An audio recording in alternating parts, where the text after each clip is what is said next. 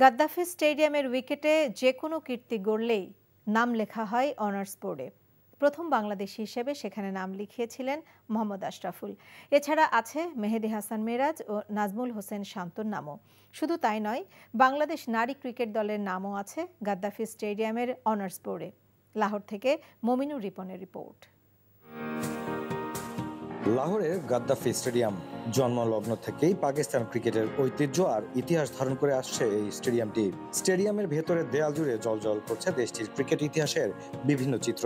আছে পাকিস্তান ক্রিকেট দলের নানান স্নায়ুক্ষয়ী যুদ্ধের সব প্রমাণপত্র, দ্বিপাক্ষিক সিরিজ কিংবা পাকিস্তানের বিশ্বজয়ের বিভিন্ন মুহূর্ত তুলে ধরা হয়েছে এখানে। আছে অনার্স বোর্ডও, যেখানে এই স্টেডিয়ামে গড়া বিভিন্ন কীর্তি উল্লেখ করা হয়েছে। সেই তালিকায় নাম রয়েছে বাংলাদেশের প্রথম তারকা ক্রিকেটার মোহাম্মদ আশরাফুলের। এছাড়াও সেঞ্চুরি হাঁকিয়ে সেখানে নিজেদের নাম তুলেছেন নাজমুল হোসেন শান্ত ও লিটন দাস। নাম আছে মেহেদী Hasan মিরাজেরও।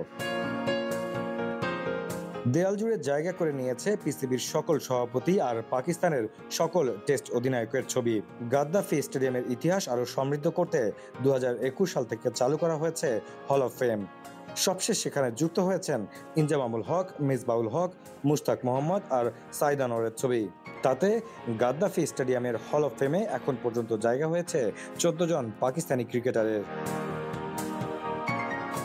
Mominur Ripon, NTV news, Gaddafi stadium, Lahore, Pakistan.